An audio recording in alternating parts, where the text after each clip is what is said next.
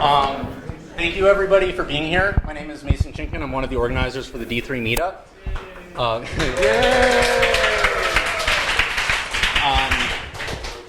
If you don't know, we're holding a meetup here at App Academy the last Tuesday of every month. The next one's May 28th. And you should all come. We also have other events. You should check out our Meetup page. Before we get to our amazing panel, we're going to have a little presentation from App Academy. We're then going to have a presentation from Primer, who are the glorious sponsors. They're the ones why you're all fed and boozed up. After that we'll have the panel, and then after that we'll do some show and tell. So don't leave after the panel, because it'll be a chance for people to share whatever they're working on with D3. So with that, here's Miles from App Academy.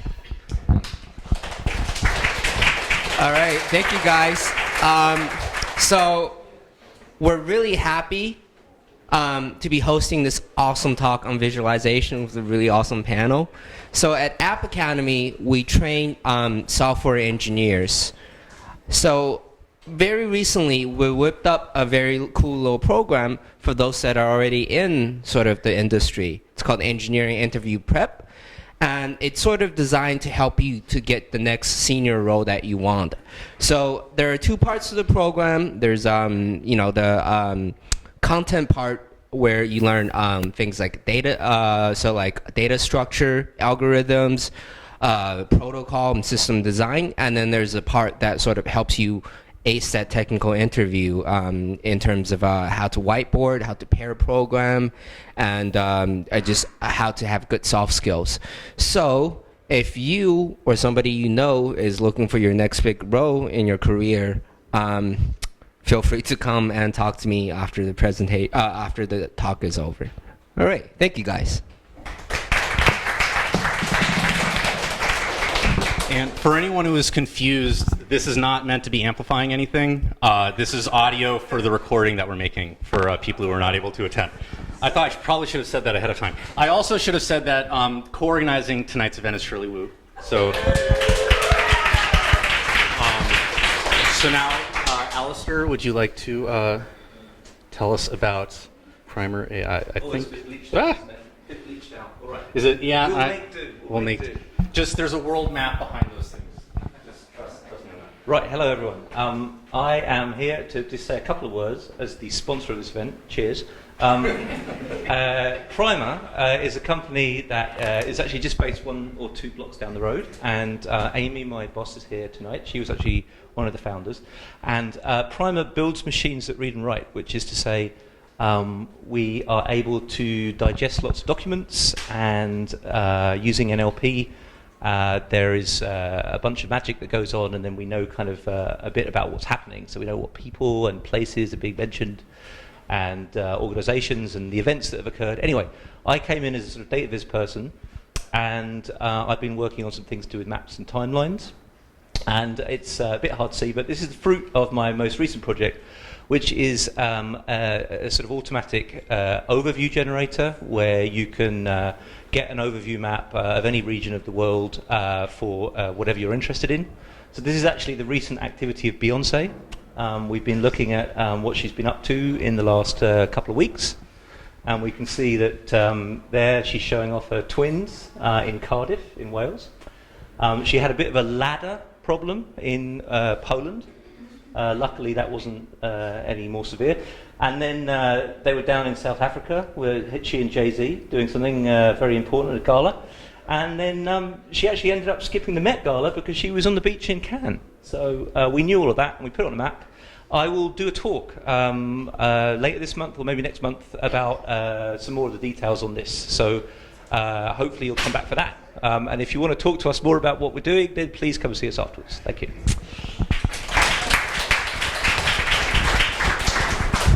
Awesome. So next we will have our panel. So like Alistair said, our next meetup is May 28th, and then after that I think it's June 20-something. So I don't know which one Alistair will be presenting at, but that will happen. Cool. So would you guys like to... Well, I think the 3 of you should go and I'll be all the way at the end. Yeah, sit wherever you want. So this one's on, and then this one. Or I guess. Yeah, so maybe the two of you can share this, And then Tamara and I can share this mic, and I'll just awkwardly hold it between us. Okay. Let's see how this works. Hi, everyone. Thank you so much for coming. My name is Shirley. I'm so excited to have all of these lovely, lovely people up here. And thank you so much for submitting your questions. So I think what we're going to do today is go through some of the questions that you had online in a general structure of like past, present, future of data visualization, and then open it up for general Q&A. So do you want to, maybe we can start with Nadieh and introduce down the line? Sure. Hi, my name is Nadieh. I'm from a little place next to Amsterdam. I'm a database freelancer, although I didn't used to be for a while because I used to be an astronomer. Then I was a data scientist. Then I worked for one company, but I realized that database was the thing I liked most, and I liked the diversity of having different clients, different data sets, different problems. So I tried freelancing, and I'm still happy that I did that. Doing it for almost 2 years now. That's basically. I have a cat. I have a boyfriend. I like hexagons and rainbows. That's very true. I'm Zan Armstrong. I currently work for Google Research, the applied science team. This is Google round 2 for me. In round 1, I did revenue forecasting analysis and data analysis. I was a data analyst, and as a data analyst, got into visualization. I actually took a class at Google years and years ago by Cole Nussbaumer, who does storytelling with data blog, and took her data viz class, like a 3-hour workshop, and was like, oh my god, this is amazing. This is all I want to think about. And then started to spend a lot more time thinking about it, and then transitioned into data viz full time. Took 3 years away from Google freelancing, and then came back about almost 2 years ago. Is that easier, or No, is this easier? this is probably Yeah, this might be easier. And so I'm going to try to project, remembering that this mic is not actually being a mic for your purposes. So I'm Tamara Munzner. I also had my conversion to data visualization moment. It was in about 1990, which was when I first did visualization as a summer intern at a mathematical visualization research group. Decided that was the one true way. Did visualization there for about 4 years. Realized nobody would let me keep doing that without a PhD, so maybe I should go get one. Did that at Stanford then in the 90s. Spent a couple years at a research lab in Palo Alto. The former DEC Circ, which then was Compact Search, then it got to be HP Circ and then dissolved, at which point I decided it was time to go be a professor. So I've been at the University of British Columbia since 2002.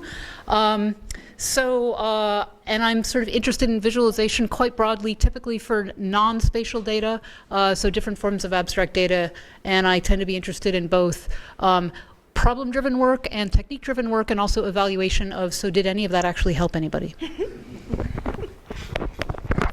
Thank you so much. So today, the way that I kind of wanted to start out tonight is because we as a D3 meetup, D3 itself is actually quite new, right? It's from 2011. This is 2019, so that's 8 years ago. And so I actually kind of wanted to start with understanding data visualization, the broader kind of history of data visualization in the last 2 decades, 3 decades, and painting the picture from there. So the starting question is, how has the data visualization landscape changed in the last 2 years? Or sorry, last 2 decades. Last 2 decades. As the oldest one, I can take a crack at that. So, I mean, part of it is even just the vocabulary and the name and sort of the scope. So the question is, so when did visualization even start, and what did people mean by that word? So as a somewhat academic flavored person, the way I might think about it is in the late 80s, there got to be a fair amount of activity in visualization. What's now called scientific visualization, which is really focused particularly on volumetric and spatial data that you're sort of sampling from the world. So whether that's medical images from a 3D scanner, that was where a lot of the first wave of activity came. The IEEE Visualization Conference was founded in 1990, and that was very focused on this so-called scientific visualization. Then starting at about 95, what's now called information visualization started happening, which was focused more on the non-spatial data. And so in some ways, the split between spatial and non-spatial might seem sort of arbitrary, but it had these sort of interesting after effects. With a lot of the spatial data with scientific visualization, they really had a relatively small number of problems that they were focused on, and they went super deep algorithmically. So it was like, given this data, how do I make a picture of it? This is a hard algorithmic problem. Let us focus on the algorithms and scale. And then this other wave came along in the early 90s that was saying, whoa, there's all this data in the world, and there's all these people in the world, and they want to do different things with the data, and how do we reason about this, and how do we think about this? So a lot of the earlier sci-vis work had a very sort of computer graphics background and the mathematics of continuous things like, sampling and reconstruction. And a lot of the more sort of infoviz or data viz stuff was more focused on questions like, if you've got tabular data and you're doing statistical graphics, how would you decide which picture to make? And there are ways it ended up going fairly deep algorithmically and with scale, particularly things like graph drawing. But a lot of it came more out of the HCI world and had questions like user-centered design and how to figure out what the requirements were, and then to build these sort of interactive graphics around it. And then in about 2006, what split off is a somewhat separate area called visual analytics that was like, so not just about how do you make the pictures, but how do you integrate with this larger analysis process? And so those are, at least in academic viz, sort of the three major waves. And so I think that what people now call data viz is sort of most influenced by what started out being called infoviz. These names are terrible. It's not that things that aren't sci-viz are not scientific, and it's not that things are not infoviz or not informative. So these are historical tragedy names, which I wish we would stop having. So I think in some ways data viz is a nice word that doesn't have any of that baggage. But this question of, it started out as a relatively small set of things. There were a lot of people from statistics. If you think about what some of the early work in that, there was some papers by these statisticians like Cleveland and McGill that were like, how could we measure what happens when people look at a picture? How could we decide whether to use like spatial position or color or angle to encode data in a picture? And that was in the mid-'80s. And there was also some really early work about, if I were to try to draw these pictures automatically, how would I figure out what pictures to draw? That was Jock McKinley. These days he's at Tableau. So there was sort of this whole set of people that were thinking about, how do I make different pictures, what I'll call visual encoding, and then gradually it got to be, and how could we check if they're good? And there got to be a lot more interested in like human-computer interaction style experimental studies.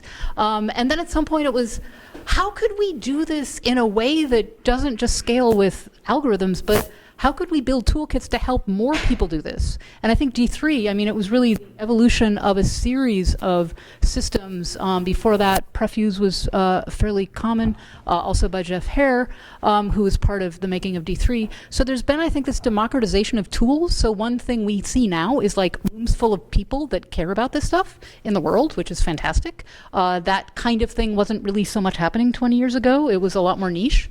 So I think there's a lot more industrial activity. There's a lot more activity in things like newspapers. There was a time when people from the New York Times got up at Viz and said, scatter plots are too complex for people, we don't use them. Times have changed. I am happy about that. So this question of what is the general public equipped to deal with and happy to deal with has really very much changed as the years have gone by. So I think that the visual sophistication of the public is increased even as the tooling is increased. I'm sure these things are correlated, although I don't know, the causality is tricky. So that's sort of my first level brain dump of that answer. Does that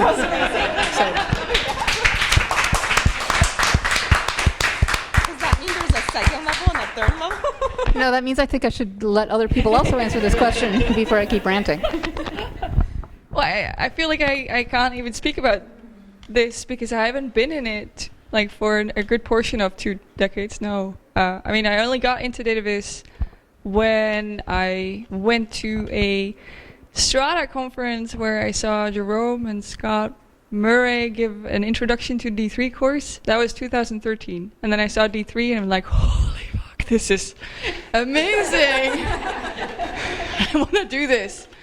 So that's only like 5 years. And yeah, in that time, yeah, it feels like it's more the smaller things where when D3 just came out, people were very interested in making these very complex things, especially also with the newspapers. You saw these paths to the White House or how Obama's budget was split. And you could click on everything and move everything, and it was very interactive. And then I guess people start to realize that, at least for newspapers, they didn't really start interact with these elements. So then people started changing again, and we got scrolly telling.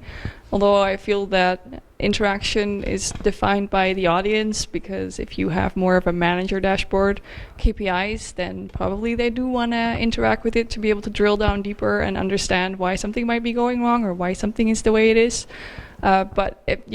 So I mean, it's like D3 opened this box and everybody was going crazy for a while, and now we're fine-tuning again, like what directions we want to go with that. And there's like little split-offs of what people are actually sort of specializing in, and also this rise of Tableau and Click and all these other tools with Looker, an enormous group of people that are now specializing in one of these tools, which I don't think happened like a little bit more than 5 years ago. That wasn't the case, but now we do have that, and that's my slice. Similar to Nadieh, I really started focusing on Viz as a subject in, I think, 2011. Interestingly enough, the second thing I did was go and see a Scott Murray workshop. So yay, Scott. But I'm gonna cover up for the missing decades that I don't have by skipping to like the 1800s, which was not part of the question. But I really love a lot of the really historic Viz, things like the U.S. Census in like the 1860s, 1870s, 1880s. They did these amazing hand-drawn statistical atlases that are just stunning, and you can find them online on the Rumsey website in like really high definition. And looking back at things like that, and W.E.B. Du Bois, and who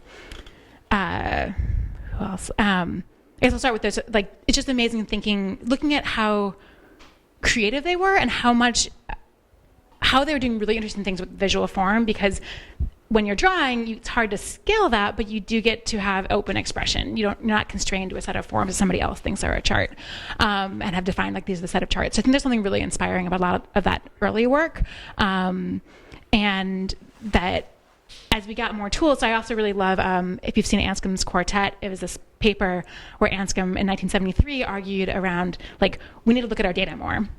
And around the same time, Tukey was also looking at exploratory data viz and writing about it. And what I love about both of those, they both commented about tools. And in Tukey's book on exploratory data analysis, data analysis, he has a whole, like there's a paragraph on where do you buy the best tracing paper, and like what is the best tracing paper techniques, and like what do you do if you're in an emergency situation where you don't have graph paper, and it's so lovely. And in some ways it's like easy to laugh at, but it's also like this really like, it reminds me very much of like how we talk about tools. Like our tools are important, because if you don't have a way of creating, it's difficult, and you need to give each other tips on where to buy the best tracing paper, which evidently was in San Francisco. It's like it has to be of quality of at least of like the specific brand in San Francisco. And Anscombe wrote at the end of his paper that the tools now are rudimentary, but it requires a lot of cunning and trouble, something else. But we have a brighter future ahead of us. And so I think as there's something really exciting about, like, we've made graphs so much more as we have more tools, including things like Excel. Graphs have gotten so much more accessible to so many more people, but we've also gotten somewhat more constrained in terms of like what are the options of what is a graph. And that's one of the things I think D3 was really exciting about, because I think it helped break open the space again of that you can draw with math, and it opened up a lot of possibility for different types, because it's such a low level. It's not a charting library, it's so low level. And I'm also really excited about some of the things I've seen in recent years of these kind of like mid-specialization tools, like Data Wrapper, where like it's not trying to solve all of the problems or all of the charts, but it's recognizing there's a shared set of challenges that especially journalists often face. Like, can we make a tool that really addresses like that set of challenges and doesn't try to do all the things? And I think there's a number of different tools that are really fitting in that space of like, let's do a set of the challenges and really open that up. And that's, I think, a really exciting development. Thank you so much. So actually, I feel like there was a lot of names that were dropped, and which is amazing. But I know that a lot of these names are probably really familiar to us that have been in this kind of community industry for a while. But like, I know there are also people that have come in today that are just starting, and I was wondering, like, maybe can we get a volunteer to like transcribe the names into the meetup event so that, like, you know, people could kind of thank you. So I think like some of the names I heard was like Scott Murray, who's used to be a professor, now at O'Reilly maybe. He used to do a lot of the workshops for D3. I heard Dubois, I heard Ramsey, I heard a lot of names. Rumsey. And I heard a lot of names, which are all really amazing. And I think people might be like interested in looking into that a little bit. And I also really appreciate that you went into the historical aspect, the really historical aspect, because I feel like personally, at least, like doing D3 and really only knowing data viz in the context of D3, like I get so stuck in the tools and like the last 8 years and being on the web, and it's just really great to hear, you know, before D3 on the web and even before 1980 and into the 1800s, and and I totally agree. I'm just covering up for not having Tamara's depth of knowledge. Which I'm super grateful for. So I think another thing that all of you kind of touched on is all of these D3 as a tool, or all of these like Tableau as a tool. And I love that you make that distinction, that all of these things are just tools that we as crafts people use to do our jobs. And so I guess like the follow-up is like, what sort of these tools do you use in your day-to-day workflow? Yeah, like what is your workflow when you start either a data visualization project? Because I'm really excited today that we have someone in academia, we have someone in industry who's also freelanced before, and we have a freelancer who's also been in industry. And I love that breadth. And so I just kind of want to get your like, like a workflow for when you either start a data visualization project or as you start research. Yeah, so any three of you. For me, it always starts with the goal or the question, either for a personal project, but let me say for a client. They come to me and they either are very broad, like we have this data set and we think there's something in it and we want you to help reveal it, to a very specific question that they already know, like we have this data, we want this insight to be revealed, but we can't figure out ourselves how to do that effectively. So that's sort of the start of it, trying to figure out what this really is, and for me to understand the data that they have. So what are the variables? How much data do you have? What's the historical? Like how far back does it go? How big is it? And once I get a feeling for that and what they need, is it going to be mobile? Is it desktop? Is it static, interactive, one or multiple visuals? Is it more of a story or a prototype? And so then I get some sort of data sample. I never go the route of dummy data because it's doomed to fail, basically. So that's really my project starts when I get data from them, and I make my clients very clear that that's the moment when it really starts.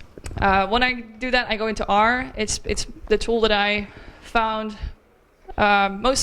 it fitted me best. It's sort of this tool where you can just run one line and you can see the result, and you can go up again, run another line, and it changes stuff. So it's not about compiling everything at once and then just going with it, but really this very easily going back and forth between the changes that you've made in terms of understanding the data. So I load my data in, and then I might have to do some sort of first aggregations of the data or cleaning up the data, and then I make lots of very standard, ugly bar charts, histograms, scatter plots, line charts to get a feeling for what's actually in the data. What is the distribution like? Is it normal or bimodal? What's the min and the max? Is there like correlation between things? So it slowly builds up the story of the data in my mind.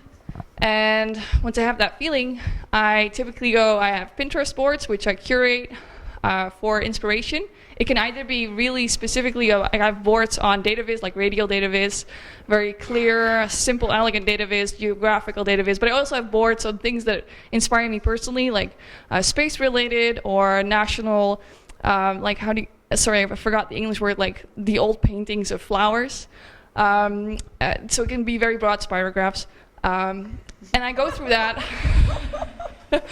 I'm keeping sort of the client and their branding, the goal of the data, what the data is about in my mind. I just scroll through it, and if something clicks, I actually make like a client mood board. I put it on that, just randomly going through it, and then eventually I have a board with specifically for the client with some stuff on it, and then I start designing. And I do this by sketching on plain paper. With just a pen and paper, and I start sketching ideas like how would I abstractly lay out the data. So it's not about colors or design or layout. It's like, am I going to make this into circles? Is it going to be radial or like more straight from left to right? Is it going to be on an aggregated level or very deep down detailed? So I make all of these sketches and ideas, and I typically then, I have a few that I find interesting, maybe one that I think is probably best, but then I kind of clean them up. Maybe I make them again on my iPad with a pen, but still very rough. And I share them with the client. And this roughness of the sketches and not having done it in some sort of sketch or Illustrator program makes it very easy to discuss this abstract shape with the client and not discuss if I've been using the right color of blue or if the circles are of the right size. We pick a design, and then I go to D3. I start building up the base of the design, seeing if it actually works, because sometimes it can screw up the design because the data is just behaving differently than you would have expected. Maybe everything's clumped over here and some things are over there. I've had that. Recently, actually, I might have to do some sort of designing with code to either make some small changes to it and make it fit the original design, and sometimes I have to go really back and go for something completely different. And I have like this hidden URL. I share it with the client so they can always see how far I've sort of updated with the design. And that goes back forth a bit. I start incorporating interactivity once I figured out that the base visual is working.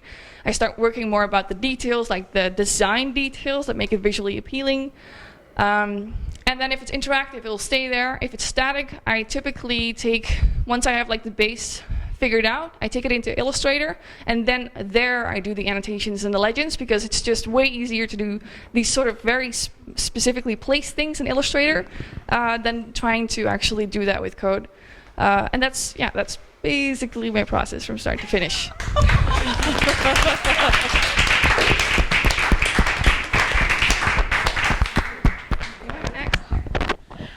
So currently, I'm working with a research team in Google Research as a team of scientists and machine learning experts, and their goal is to look for problems in science where they think that machine learning and large-scale computing could be the right tool.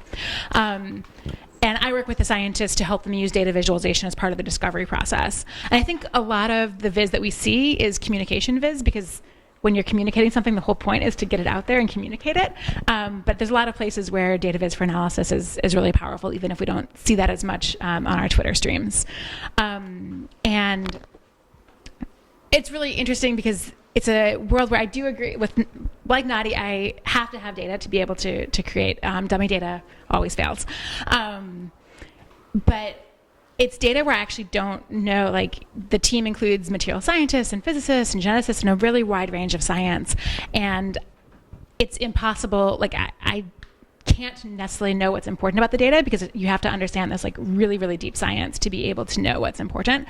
So I really rely on the scientists to tell me what's important to them about the data, what type of aspects of the data are interesting to them, and then to interpret that in a way that I can reveal that importantness back to them in how I design the visual form. And it makes it a really very back and forth process, because I can look at it and be like, like I see some interesting color changes here. I think those are important.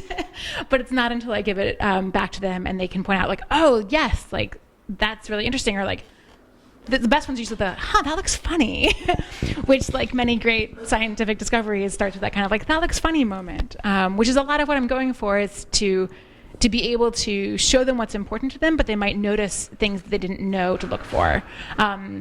and then we can go back. And actually, we've had situations where like then that changes the design because it's like, oh, we never expected those lines to cross. We didn't think it was possible for those lines to cross. But now that we see them crossing, we really want to know when they cross. And then that reinforces the design that I want to go back and be like, yes, I want to make sure that it's really obvious when the lines cross. So it's a really interesting space where I used to be data analyst and I was used to understanding the important, like I could look at the data viz and be like, I know what's important about this. So it's been a really interesting place of being really collaborative where I don't necessarily know the science in enough depth to be able to know the importantness, and really relying on the scientists that I'm working for to help understand while being able to give them the visual forms and really open up their design space. So the process often involves, there's kind of 4 components. Like there's an advising component where like maybe they have a graph and they want to make it better, and like it's the right fundamental form of the graph, but there's a million tweaks we can do to really make it, make sure that they don't miss seeing something important. And that's one of the most important things to me, is how to make sure they don't miss something important. And then there's a prototyping where like I'm like, oh, it's not the right form. So I'll take the data, I'll take some samples of the data, make it a set of prototypes, and kind of open up their design space. And then we'll look at the prototypes and think, oh, this is what's really working in this prototype, and this is what's working in this one. And then after that, they might go ahead and run with it once they have a sense of what they want to create. Or it might be like, you know what, this is actually a bigger problem. Let's make a tool. We want some interactivity, get more in the JavaScript place. And then I might go into a tool building mode. And the 4th mode is, after a lot of different projects, kind of synthesizing what I've learned from a set of projects, creating presentations, and giving that back to the scientists in the larger community of saying like, here's some themes that I'm seeing, like you can do this in your work, and then trying to push beyond that in the next set of projects. I'll never learn. Let's see. So the answer depends on which flavor of thing it is. Okay. So with the flavor of thing that's sort of the most like what you guys were talking about, I'll call that problem-driven work, where you actually work with people and they have a problem. And the challenge there is always, how do you go from people with data and a problem to something that makes it better? And so in those ones, it's typically what I try super hard to do is, before we do any design whatsoever of a solution, to really understand the problem. And so typically that's something where we spend a fair amount of time trying to understand what they're doing. It's what I'll call the abstraction phase, where you talk to them and you say, what's their problem? And they say blah, blah, blah, blah, blah. And they're using perhaps specific words in their domain. Like if they're a biologist, those words will be one thing. If they're a physicist or a finance person, there'll be other words. And to try to figure out when those 3 people are actually doing exactly the same thing, using different domain vocabulary, versus in fact 2 biologists sitting next door to each other are doing something wildly different while using very similar sounding words with lots of syllables in them, is an interesting question. And so this abstraction phase, where you go to understand their data and their task and abstract that into a form where you can think about commonalities and differences across domains, is a really, really important phase. And so we typically spend quite a lot of time on that. In the sort of research phase, where maybe we're doing a project that lasts anywhere from, say, 6 months to 18 months, we might spend multiple months in that phase of trying to talk to them, trying to capture what they're saying. In that phase, we're not coding at all, typically, at least not at the very beginning. We're doing discussion, and one of the things we do is to try to sort of close that loop, is to do this abstraction phase and then check back with them about, so it sounds to me like, I know you might not use quite this vocabulary, but you've got, a table of data where this column means that, and you also have a network of data where it's got, this is ordered and this is actually categorical but not quantitative. And so understanding those is often a really important first phase. And then at some point we're like, so we think we understand your problem enough to start actually thinking about solutions, and that's where we'll do a lot of the prototyping. We'll do at least some sketches sometimes, but we'll often sort of dive into the code as soon as possible, because this thing about what I found is, until they see their own data, it's very hard for them to sort of generalize to what it might look like, so that get their data into some tool as soon as possible. What I often try to do is, I think of the people that I'm working with as experts in their own world, and they very much know what problems they're solving, although they can't usually introspect about it in the language of what you need to know for visualization. But when they start to try to like instantly tell you the solution, is when you have to sort of divert them back into the problem, because they're like, oh, and obviously it should be blue, and I'm like, so let's talk about how you spend your time during the day. So before we assume that it should be blue or 3D or this or that, let's try to understand what is happening with your problem, so that we can sort of ideate broadly about the solution. So at some point we do start doing, actual design of things that I'll call like visual encoding and interaction. In terms of tooling, that's the thing that's changed a lot over the years. Like when I was doing hands-on coding myself, that was the world of GL. In the old days, it was Iris GL. Then the great breakthrough was OpenGL. You could use it on systems besides just Silicon Graphics, which is very exciting. And then at some point, these days it's known as WebGL. It's kind of had an evolution trajectory. And so at one point, a lot of it was just sort of straight up raw OpenGL. And then, over time, there got to be things like processing. We used that for some research projects. These days, pretty much the major 4 tools are, we hardly ever do anything in raw OpenGL or WebGL at this point anymore. There's D3, there's R, there's Python, and there's sometimes for sandbox stuff Tableau. Since it's a research sort of a context, we don't typically actually do full-on research papers in Tableau, but sometimes that might be used for some data analysis in sort of a sandbox mode. So, D3, R, and Python are the main things. And then at some point, we actually get to the point of trying to say, so did any of that work? So how would we figure that out? Sometimes we go and we actually deploy the tool and we watch what happens when they use it. Often we're still doing a lot of incremental iteration. Sometimes we might actually do a controlled experiment of like human subjects in a lab with a stopwatch, seeing how long did it take that human to do that thing and what did they get right and what did they get wrong. So that's for the sort of problem-driven stuff. Sometimes for the technique-driven stuff, it's like, let us take this problem that we already know about and build a tool that like scales up bigger.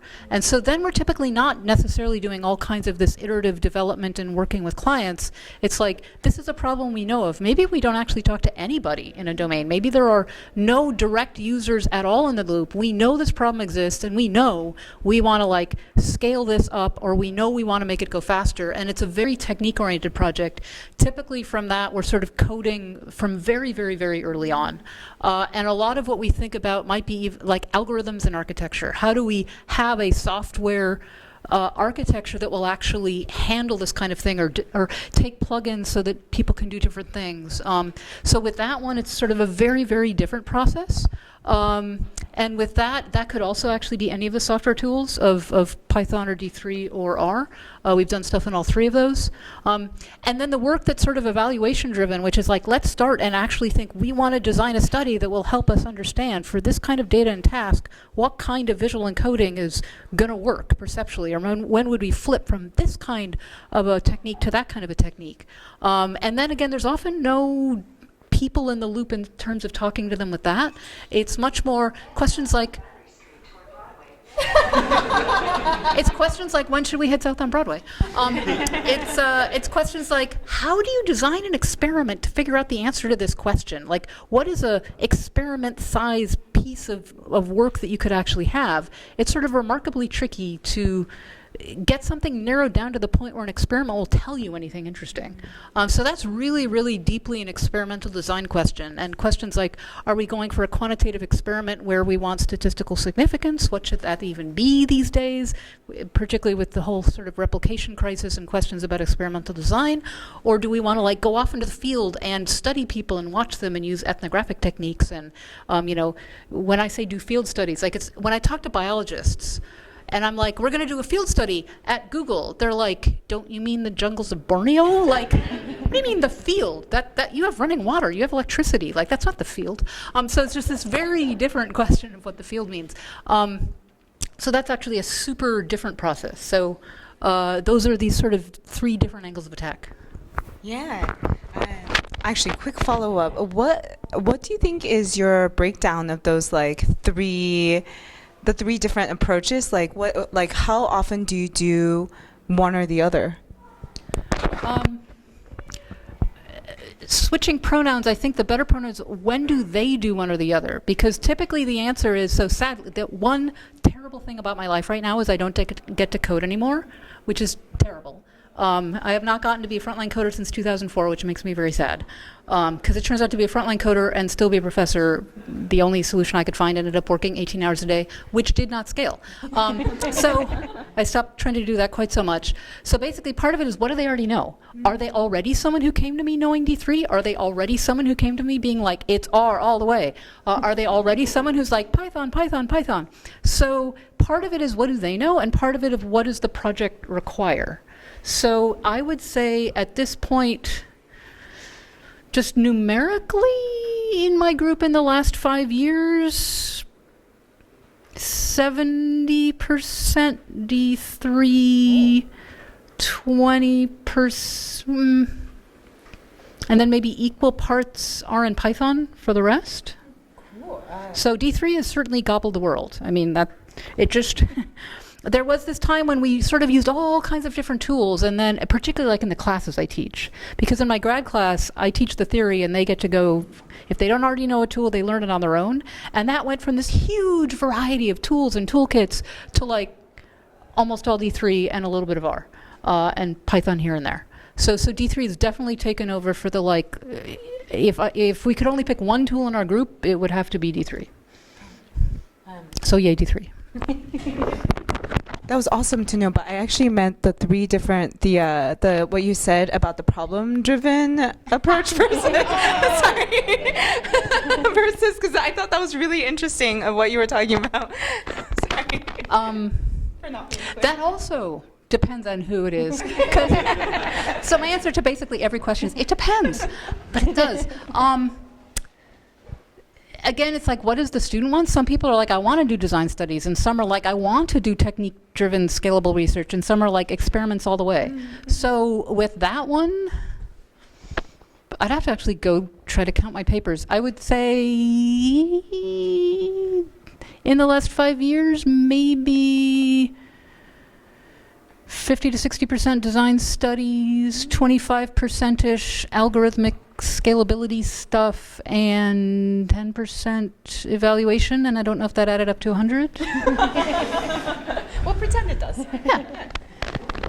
Thank you. So actually, I really loved the turn that went, because we started talking about tools, and we started talking about D3, and we talked a little bit about how some of the most common tools are like R and D3, but actually like a lot about what we talked about when I asked you about workflows was like talking to clients, or talking to scientists, or talking to somebody whose design space you want to understand. And I feel like that's such an interesting term, because I think at the end of the day, D3 is just a tool, and it's a tool to help us solve a problem. But actually, to follow up with Zan, can you talk a little bit more about when you do work with the scientists, and you're trying to either like help them refine the design, because you said there was like the 4 phases, and you're trying to help them refine the visualization, or you're trying to actually open up the problem space for them. Can you talk about like the concrete tools that you might use with them? Definitely. So the team primarily uses Python and Colab. So Colab was released externally sometime earlier in the last 12 months. So because the team is using Python, a lot of charts are in Python. So if I'm in the advising space, primarily it's in Python. In the prototyping space, it depends on what I'm trying to do and how much I want to open up the design space and how large the data is. So the nice thing with being in Colab and in Python is that all of our data pipelines are set up for that. So it's nice to be in that home environment, and that's what I'm also going to be giving. Like, that's what the tool they're going to be using. That said, I am also an R aficionado, and ggplot is my bread and butter, and the place where I think that there's something really, like, in some ways, like, yes, it's the first data viz tool I learned after Excel, so I'm partial to it for that, but I think there's actually something really powerful in how quickly you can iterate between visual forms in ggplot. So if I'm really in the prototype, like really like heads down in the prototyping space, I'll often pull some data down and get into R and be able to quickly switch between, like, is it radial, is it a bar, like, is it length, am I coding with length, am I coding with color, am I coding with space, am I coding with location and position, and I find ggplots the fastest for switching between like different encoding types. And then if I'm either in the then I'll either figure out how to do in Python, or I'll show them the ones in R, and they'll be like, okay, we can figure that out. I do find that there are like tools definitely influence what you do. I did notice that I didn't make as many heat maps in R because it is one of like ggplot's kind of a pain for heat maps, and heat maps are really trivial in matplotlib. So that was one of the places where like both of the types of problems that I was solving, but also the tool does what is easy in the tool does influence what you create, because you have to kind of envision like, okay, how hard do I want to work to make this form that I think is going to be interesting? And the harder you have to work to create the thing you think is interesting, the more interesting you have to think it's going to be to do it. So I do think tools influence the design space. And then for anything for both interactives, but also static, where I really just want to get to the point, I'm like, I just want to write an equation where I want to be like, okay, like this data is transformed into this visual element, like then I'm in D3. And like I find it's really known for its interactivity, but I think that ability to do things that are bespoke is a really powerful part of D3. When I'm like, I just want to draw with math. That's all I want to do. Like just let me draw with math. I don't want to figure out the API for this. I just want to take numbers and write functions and end up with visual things. And when I'm in that place, D3 is really powerful. So, and then for anything interactive, D3. And that's more when I've kind of taken it upon myself to, like, most of the team writes Python and not JavaScript. So there are some exceptions, but when I want to get it more into the active space, it's more that I'm creating it for somebody else. Actually, thank you so much for like that perfect segue into my next question. So we have a question that was, when is D3 the optimal tool and when is it not? Perfect segue. Thank you.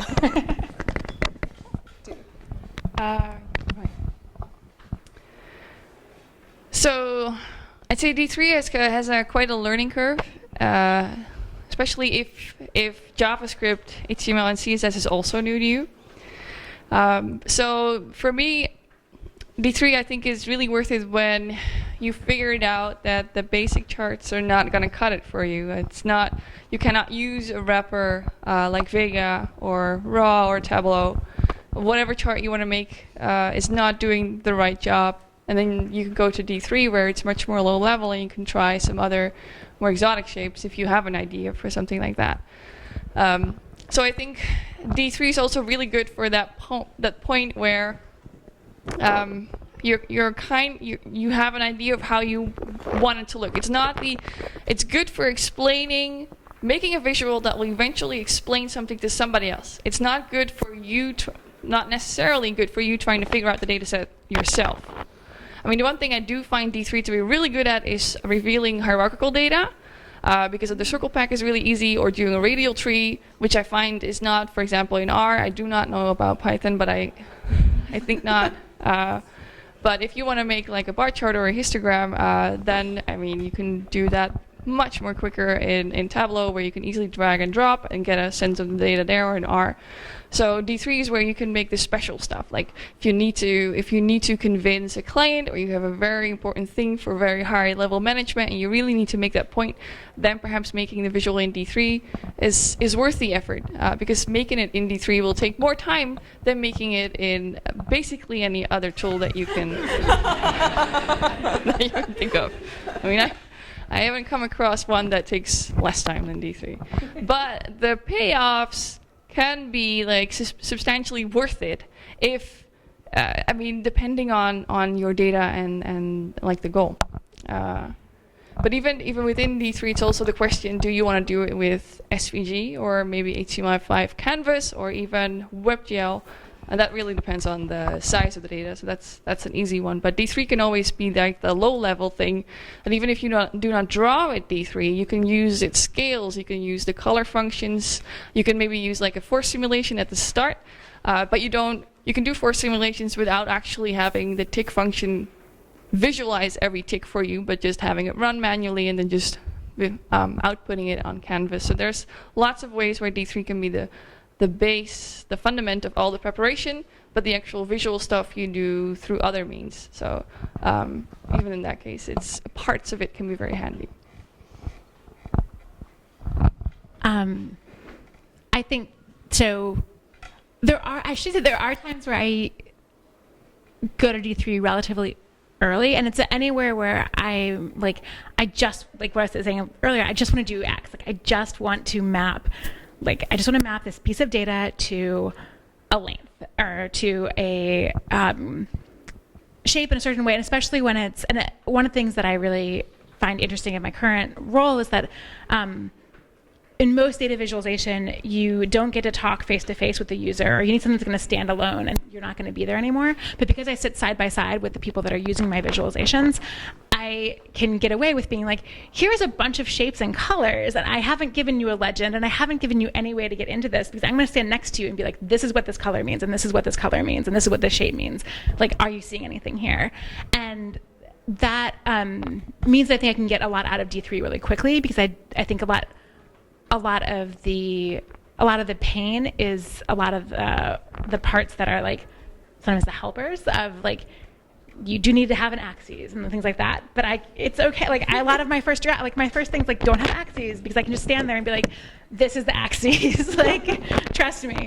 But do you see anything interesting here? And that doesn't always work. But I think that is getting to that really like I know what form I want to make, and it doesn't mean I always know. Like sometimes I will change as I'm making it and say like, oh wow, that color scale did not work. Like let's try something else, or making things variables where like I do a lot of times my visual form is actually a variable where like the interaction is that I know that some of our input, like we're going to have different types of data that we bring into this, and sometimes it's going to be diverging, and sometimes it's going to be sequential, and letting the user actually choose like which color scale to use and things like that.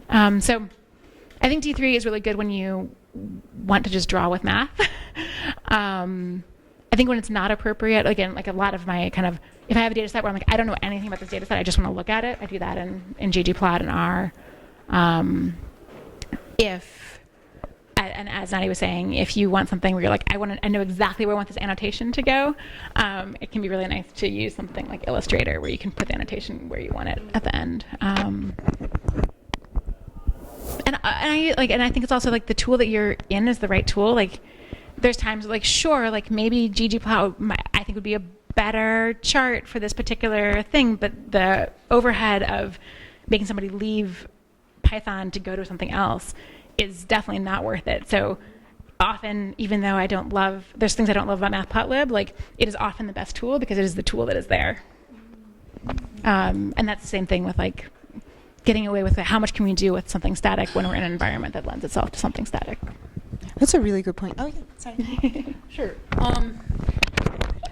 So one thing I haven't heard people talk about is this whole question of like and maybe this is now a dinosaur thing that doesn't apply, but there was a time when we thought very long and hard about should we develop in OpenGL, which is now WebGL, and have someone actually install an application on their computer locally versus should we have something that's web deployable? In the old days, like pre-web even, we just had things that ran on local machines. And this question of, what kind of architecture do you want? When does your data, because we might be involved in a situation where you've got a whackload of data somewhere else versus a whackload of data locally. And when do you want something that's actually happening through the browser versus something where you can do like maybe a huge amount of pre-computation and optimization locally? So there's this question of, I would say, when do you want it to go through the browser? And when do you actually want, obviously if you do something 3D, then that's the time when you actually think something like WebGL as opposed to D3. But even if you don't want something full on 3D, but you want sort of the full power of a graphics system underneath you, there's a lot you can do. Like some of the more exotic things we do, there was a time when it made sense to be doing that with one of the GL variants rather than something like D3, so that even if you weren't 3D but you wanted to do something complicated with different layers and what included what, an easy way to do that is to actually have a full-on 3D environment and use back to front compositing and that kind of stuff. So this question, I think, of even like what toolkit do you want depending on what kind of data you're doing is one question. I mean, there's also the question of when are you deploying it to someone that has interesting organizational structures, which mean that certain things are allowed and not? For example, at the BC Center for Disease Control, we chose to make tools in R because that was actually a thing that was going to work to deploy, whereas pretty much anything else was like, no, that would take 5 years to convince their IT group that it would be legally appropriate to even allow that, whereas there was a bunch of people that were already using R. So some of that is what's even like organizationally possible. Yeah, I think to kind of reinforcing that point of it depends on what you're doing in the tool. It depends again. The team that I used to work for in round one at Google when I was a data analyst, people saw me go off and become a data viz specialist, and they're like, oh, should I learn D3 too? And I'm like, if you want to do web development, yes, it's amazing. If you want to become a better data analyst and you want to use more visualization as a data analyst, it's probably better to become more familiar. If you're an R data analyst or a Python data analyst, become more familiar with the charting toolkits that are in those languages, and that investment will probably pay off more. Figure out the things small multiples are really valuable. Make sure that you know how to make small multiples in whatever tool you're using the most often, or make sure that I advocate a lot for being really intentional about the colors that we use. And I think the payoff of whatever tool you're in, know how to manipulate colors and make intentional mappings between numbers and colors is more important than. I think there's sometimes a sense of I want to do this thing, I have to go learn this tool, and I think it depends what your purpose is. So actually, it's already 8, and this is the time at which we promised to end the panel, but I actually have only gotten through half of the questions and haven't even opened it up to the Q&A. So I have a question for the crowd, which is, would you like me to go through the rest of the questions that have to do with freelancing and freelancing with academia, state of research, future stuff, or would you like to start asking questions? Hands up for, okay. Hands up for rest of questions. Nobody. Okay. Hands up for open Q&A. Open Q&A it is. Okay. So one of the, yeah. Well, you can also just repeat the question. That's a good point. But you already Okay. Yes. So I wrote my question down so that I would not mess it up. I will speak it this way. Right, yes. So I've been using Tableau for almost 5 years, focusing on data viz for almost 3, and using D3 full-time since December. I think I know what you'll say, but I just want to hear you actually say it. I want to be like all of you. Is it too late for me? Is it too late for me to be so cool and so influential as all of you have been? All of you, all 4 of you.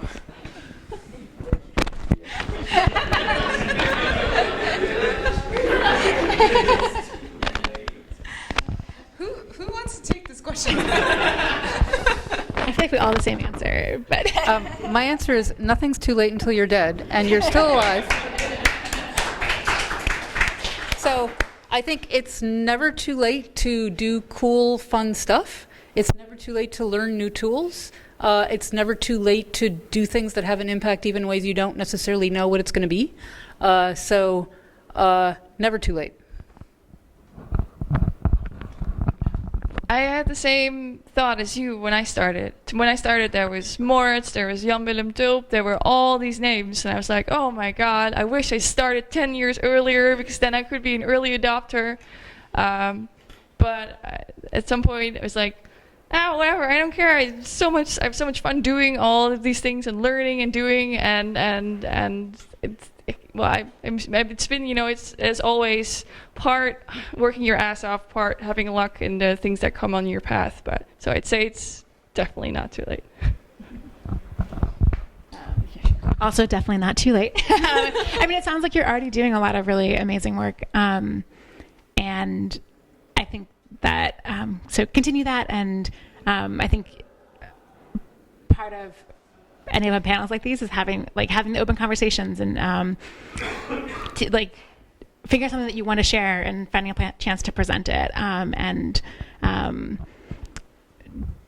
joining in the conversation on Twitter and doing being I think that visibility side of it, being part of the conversation, helps, and that definitely also pushes like asking for critique, and that pushes things forward. And I think just going for it. I was in the same boat of deciding. I guess it was 2013 when I was like, yes, I'm doing this data viz thing, and I went to I/O and was like, I'm not sure what I've signed up for, like the I/O conference, EYEO in Minnesota, and I was like, I'm not sure what I've signed up for, but this seems really fun, and like I think this is good.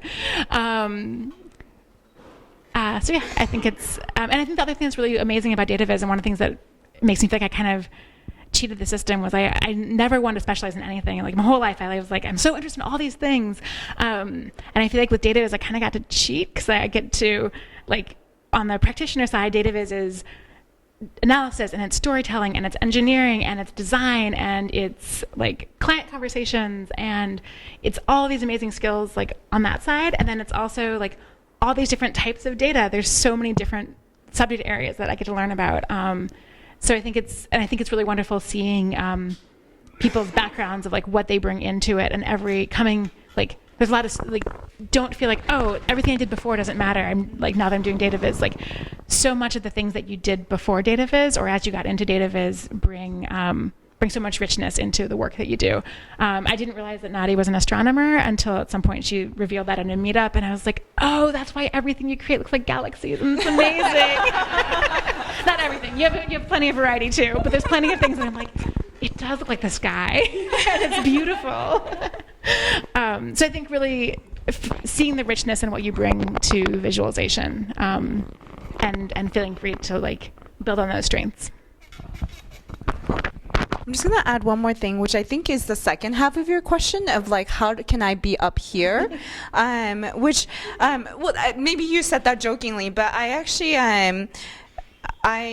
actually started out at this very meetup in 2013. I think I gave my very first talk at the D3 meetup in 2013, and that was just because I was like, I hate public talking. I'm scared of it, so thus I should go try it and get better at it. And it just kind of naturally evolved from there. I guess I like talking about myself and what I do, and the things I love working on, and it just kind of like naturally snowballed from there. And I think the only thing I want to say there is like, find a forum that you feel comfortable in, either sharing your work or sharing your opinions or having conversations. And I don't want to say that it's nothing special to be up here, because I think that trivializes all of the tremendous, amazing work that everybody has done.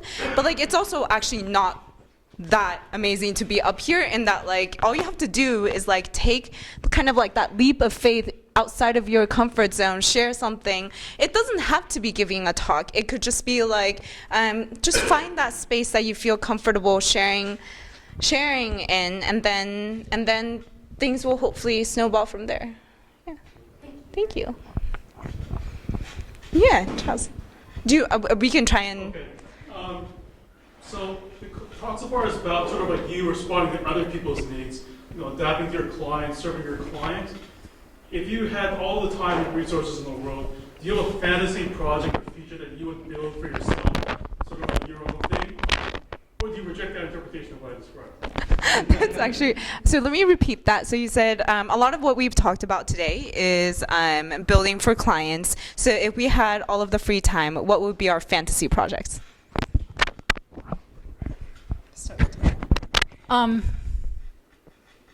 think I already did mine, which was I spent years being like, visualization is a thing. It's a thing you can think systematically about. And then I would sort of want to explain why it wasn't just this ad hoc collection of random bitlets, but like a thing you could think about systematically. And then I'd start waving my hands wildly and being like, it's a thing, just give me a minute.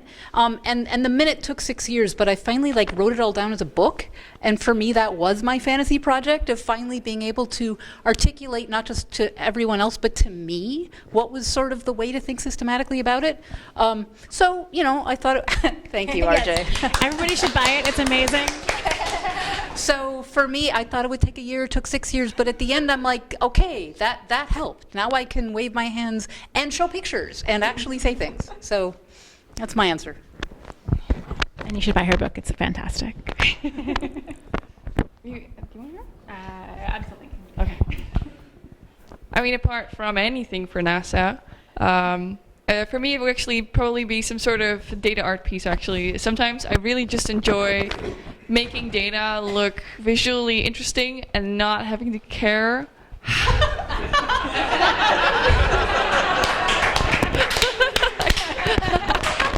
how people are going to interpret it. Like, I don't care. So yeah, like maybe some big wall at some gorgeous place, some sort of government building or UNESCO or something, like having like just giant wall with the data art piece. That would basically be my dream project. Yeah.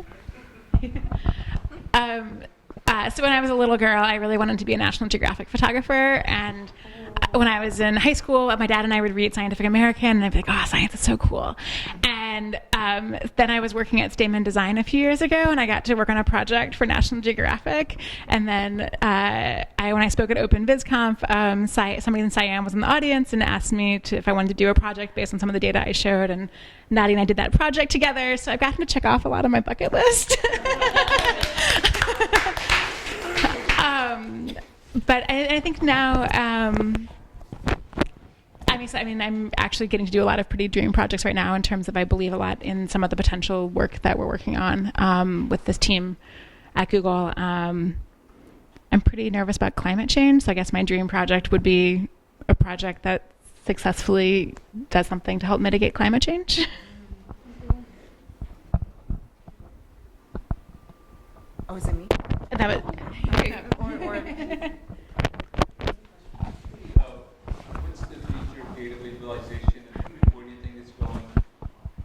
Up and to the right. Oh, wait. So to repeat the question into the mic, what's the future of data visualization and where do you think it's going? Sideways and down. No. Someone else should answer while I think.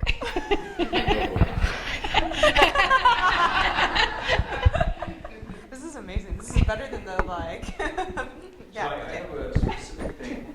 So what do you think of VR and data viz in VR, for example, or AR? So I have more faith right now in AR than VR in terms of data visualization, of being able to see it displayed on your real world. But then I guess more in not necessarily in the sense of, hey, there's a bar chart floating in, which I've seen, which was a funny thing when somebody said like, oh, we have this new company and we're doing really cool stuff with data visualization in AR, and it was basically just a table with a 3D bar chart coming out of it. I'm like, yeah. But more like, I guess the smaller things, like seeing, I don't know, like numbers projected on something, being able to see how hot your oven is, I don't know, from the outside, or how hot something is, or what time something might be coming towards, like the bus is coming, seeing that projected on something, like really small data visualizations in AR projected on your world as you go through them, like the things you see in all the movies. I think that is really valuable. But like in VR and in AR, like I don't know yet. I haven't seen good cases of it yet, and I have not myself figured out something where I think, well, maybe I can try it that way. So I'm still waiting on somebody who has a crazy idea to convince me that the future is there. I think there's still a lot that's really untapped in what we can do with a 2D surface screens. So I think that I'm really excited about still seeing what's possible in that space, because I think there's so much potential and we're only still scratching the surface. I do think that there's a place. Oh, I think the other thing is I think it's hard, like when we went from like having mail that went in files, and then when we made like the original like email stuff like had files, and then they realized that like, oh, you can actually have labels instead of files because you don't actually have to have physical copies of things. I think that kind of cognitive jump of like what is really possible with AR and VR, and imagining like what can we do in those spaces that we really can't do in this current on a 2D screen, is a big cognitive leap, and I'm not So I think that's a place actually where like art can play a big role in really pushing those boundaries and really opening up our imagination of what's possible with these new tools, and then learning and seeing what people are doing artistically and seeing like how can you do that for practical applied problems as well. Because I think art really helps push the boundary of what's possible and opening up that space. I did like the Washington Post did do a thing a while back where you could ride the stock market, and that was pretty fun. So I have two levels of answer to that. I'm still really deeply skeptical of VR and data visualization, at least if you mean abstract non-spatial data. I've been sort of historically quite skeptical of unjustified use of 3D. And so the question of when do you go from 3D to immersive 3D, when does immersivity help you? I think there's a lot of cases where it doesn't. I think there's a lot of data analysis where being immersed does not help you with your job, and in fact it gets in the way because a huge amount of data analysis is switching back and forth between tools, which tends to be very difficult in a VR environment, especially if it's anything involving like, you know, physical movement through space. Like you actually get tired. I want to sit down when I do my data analysis. So I think there's a lot of unjustified enthusiasm about VR for data visualization that I'm deeply skeptical of. But the flip side is, I think I agree with Nadieh that AR has more possibilities. There was a keynote talk at last year's IEEE Viz conference from Dieter Schmalsteig, which actually changed my mind about a lot of stuff because I saw actual compelling applications of AR and visualization merged together that for the first time actually left me less skeptical. So that talk was videotaped. You can go take a look at it. It definitely changed my thinking. So I wonder whether I will someday see such a talk for VR and be like, aha, I was wrong. And that would be exciting. Or I will continue to be skeptical and be like, aha, I was right. And that will also be fun. So, you know, either way I win. So I think that there may well be some niche anything that involves three-dimensional spatial data, VR is fantastic for. So there's a bunch of, and there are some times when taking abstract data and putting it into a three-dimensional spatial setting can be useful, and in that case you have to think about when is the immersion actually helping. But I sort of suspect it could be that AR is possibly a better use case. So, you know, it depends on what you think of as visualization. If your visualization is, what is this architectural design going to feel like when I live in it? Well, by God, you would love to have immersive VR. You really do want that sense. And I mean, the nice thing is the technology is finally getting to the point where some of the latency challenges that were around in the 80s and 90s are being solved. Some of the input challenges are getting to the point of almost being solved. I think there's still this sort of deep question about resolution. And so at least for the moment, you're sort of paying a resolution price about how many pixels you can get in an immersive kind of display versus how many pixels could you get if you just had a really big desktop where you stick a couple of gigantic monitors next to each other and suddenly you're getting like 6,000 pixels. You have to think hard about when do you want to give up those 6,000 pixels for basically taking a phone camera and sticking some optics in front of it that sort of actually end up taking those pixels and spreading them out over your whole field of view, but making it really hard to like read text, which turns out, you know, edge detection and the ability to read things is often really crucial with data analysis. So I think when we get to the point where we're no longer paying a resolution trade-off, that might be when it gets really interesting. And we're not quite there yet, I think. I actually want to add two things to that. The first being the VR thing. I feel like the first time I heard a compelling argument for VR and something that's like data visualization related was, I think RJ told me about, like RJ and Micah told me about, I think Google Earth. Was it Google Earth that you can have, and I've never experienced this. I was told that it was life-changing. And then if you have an Oculus and if you do the Google Earth program in there, apparently what happens is that like you start out with the Earth itself and then you can like zoom into it, and at some point you get to like have it such that like it's, if you zoom into Paris and the Eiffel Tower, this was the example that was given to me, then it's at your waist level and you can literally walk around and see like from a top-down level, like as if you're Godzilla, what, you know, Paris and Eiffel Tower is like. I think this is visualization related from like a maps geo sort of sense, and I think that that's just like an awesome application. I think that's the one time I've heard it and I was like, wow, that's brilliant. So that's my point number one. And my point number two is like, personally, I think like I think at the core of my soul, I'm like a very old person, in that like I'm like VR, AR, technology, and I'm actually personally like excited about data visualization from like the perspective of not technology, as in like I feel like instead of, to me, the future that I'm kind of excited for data visualization isn't that we become like, you know, more complex, bigger, like, you know, fancier visualizations. Oh, of course, like that's cool too. But I'm actually kind of like excited about Susie's gonna be really unhappy with me putting her on the spot, but Susie did this thing, has been doing this thing where she's just been like experimenting with putting like small little visuals on a receipt that like tells you, like it's just like a prototype thing where you get, like she did this thing that's like a receipt where, you know, it's like a grocery receipt and it just like has at the top like a circle pack or like a bubble chart of all the like different things that she bought, like the nutrients of the things that she bought, and I think it was like a little bar chart or something per item or something, and like her tweet was that like she's just really excited about seeing data visualization in like come more and more into our everyday lives. Nothing complex, like something that like, you know, we would, that like non-data visualization graphics people would easily be able to accept. Is this Susie Liu? Yeah, just go go twitter.com/data2viz. To viz. She like really didn't like the attention she's getting. Isn't that awesome? Yeah. Yeah, like things where like that data visualization isn't as much of a niche thing for graphics people that really understand data and visualization, but rather it just becomes pervasive in all of our day-to-day lives. I think that's kind of exciting to me.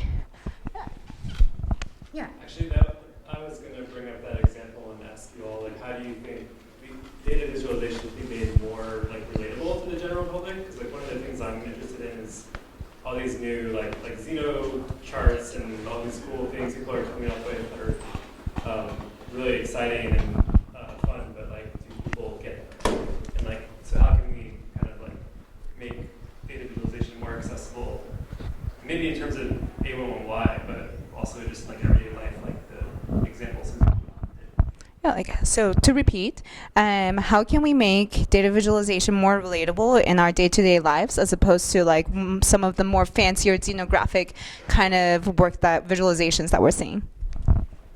I personally believing that it's possible. As you mentioned, it used to be like the New York Times was like, scatterplot's too complicated, and then now they're known for doing some really really interesting work, and have really, I think, not only does amazing things for news, but also really pushed the open up a lot of space for what's possible, because then managers will see that and be like, the New York Times can do that. I can certainly hire somebody to do that, or try to. But I think that's really opened up the space of what's possible. I have some friends that are teachers, and I'll go to their classrooms or different schools in San Francisco and teach data viz to fifth graders or juniors in high school. And I was teaching a fifth grade class, and we were looking at the racial dot map, and I think really believing in what's possible. Like I was talking about where the data was from, and I was like, it's census data from 2010, and this was in like 2015. And one of the students was like, I moved in 2013. Like, am I in this data set? She's like, I moved from Europe. And I was like, no, you're not in this data set. And somebody else was like, what about homeless people? And I'm like, I actually don't know where they get counted in the census or if they get counted. And I think that's that concept of like thinking about who is in the data and who is not, or what's being represented in the data is like one of the things that we have to remind people to think about, and yet these fifth graders were asking questions about it. So I think part of it is just giving people the chance to see complexity, and then helping support that along the way. I feel like I'm not qualified to answer this question because most of my visuals are not falling within the 5-second rule.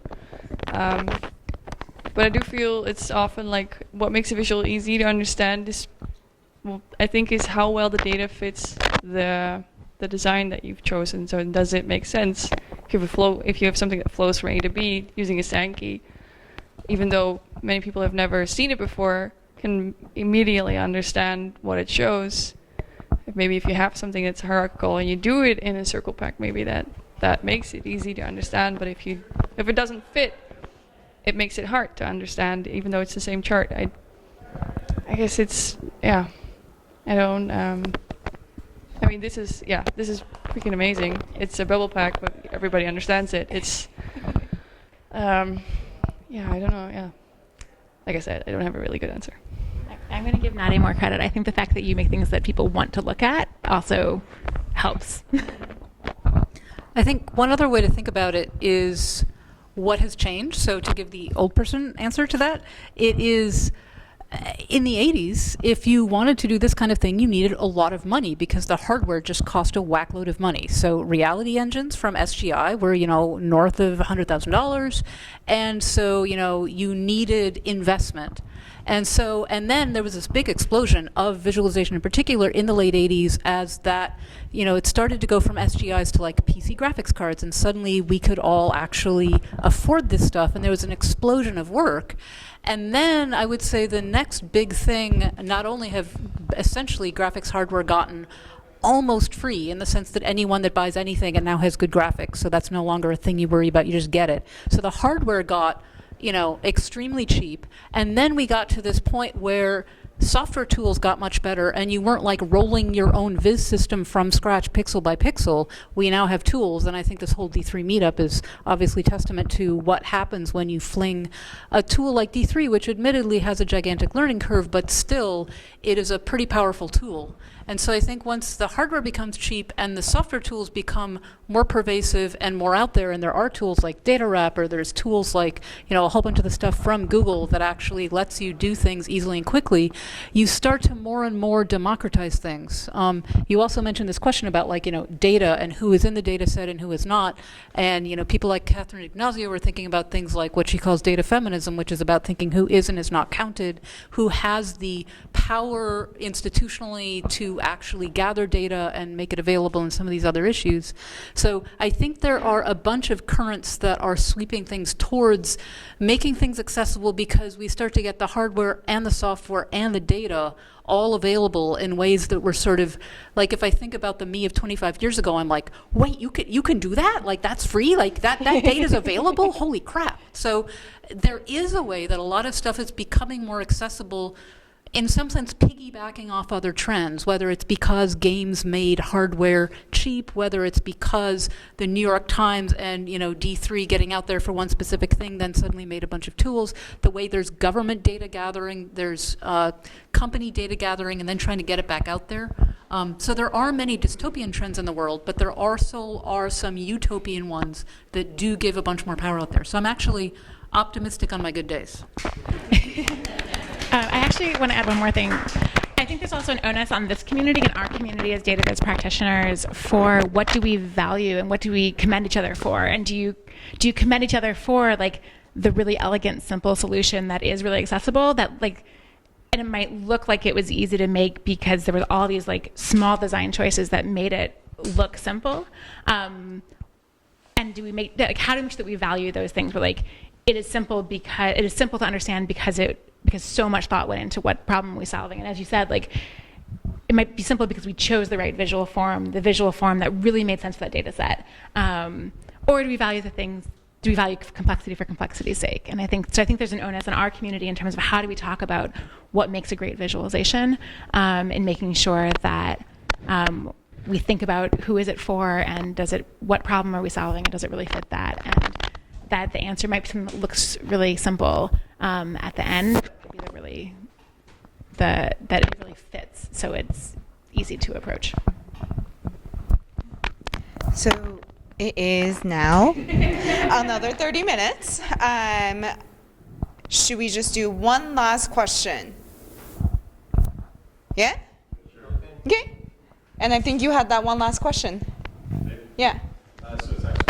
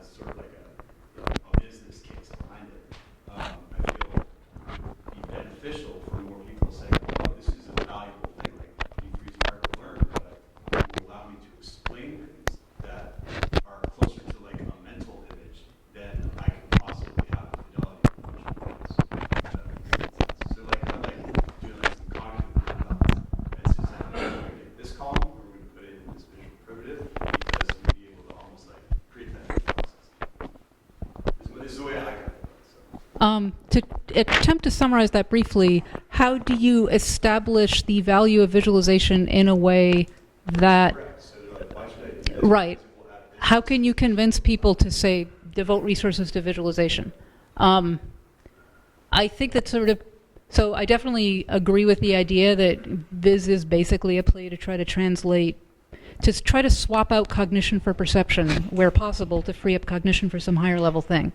So we're not saying turn people into unthinking robots, we're saying augment their power to do more. So I think that pragmatically it sort of depends, again, it depends, but in particular, one way to make cases is to make a sort of workflow speed argument, which is, look, a visualization system can help people do something in hours what used to take days, or minutes what used to take hours. And those kind of qualitative arguments are going to be compelling to people. You see, if you're trying to say you're going to get 3% faster, maybe you have to do something really, really controlled experimental. But if you're trying to say order of magnitude speed up from days to hours, then anecdotal evidence can actually be convincing because the effect size is like enormous.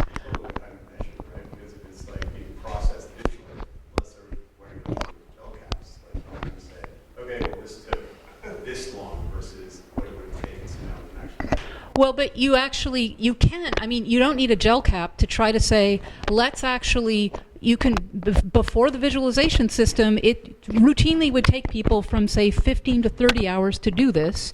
And then you build a visualization system and you're like, notice how it's now taking from 1 to 2 hours to do this. You can actually measure that without a gel cap. You can think about workflow as a thing that takes time and think about to what extent a visualization system can accelerate existing workflows. So typically, rather than promising suddenly you can do an insight you never had, but how can you prove that you wouldn't have had that insight? It's a counterfactual. But you can say, let's try to take something that used to take 15 hours and get it down to 30 minutes, and that's a thing you can show.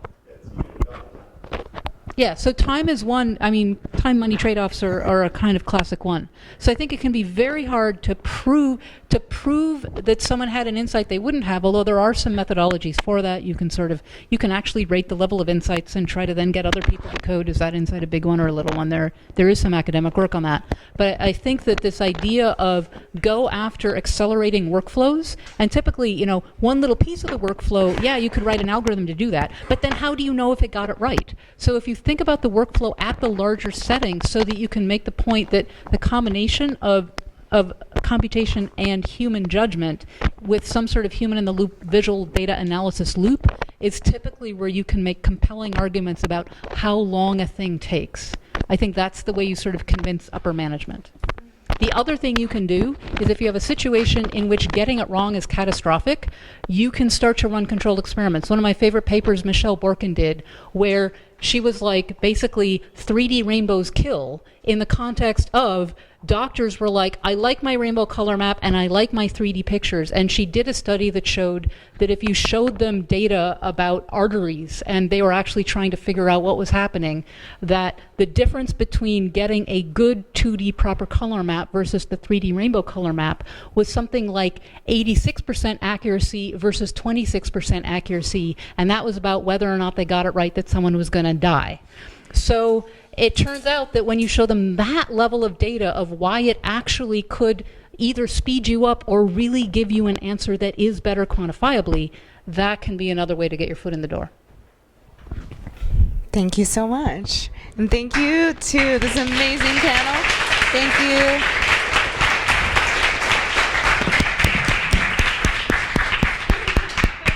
Thank you. And thank you everyone here for sticking with us.